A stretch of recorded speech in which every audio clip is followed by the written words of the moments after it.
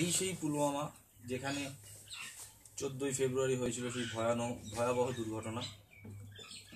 সেই ঘটনার নৃশংসতা এখনও স্থানীয়দের চোখে মুখে, আতঙ্ক এখনও ছেয়ে রয়েছে।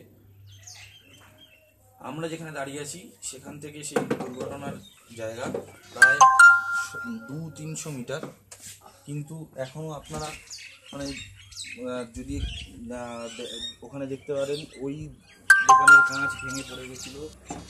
এই দোকান এখান থেকে সব এইখানে রেখে দেওয়া সাজানো মধুর কৌটো, আখরোটের প্যাকেট সব শোকেস থেকে পর পড়ে যায়।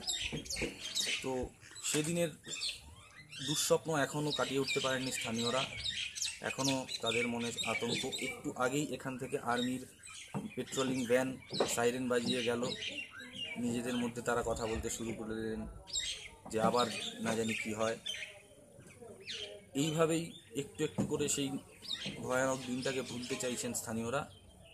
দেখার শুধু কত তাড়াতাড়ি তারা সফল হন, আবার ফিরে আসেন পুরনো মহিমা। 1947 সালে এই দোকানের পথ চলা শুরু। 4 পুরুষ ধরে এরা এখানে ব্যবসা করে যাচ্ছেন কেশর, আখরোট, পিস্তা ইত্যাদির।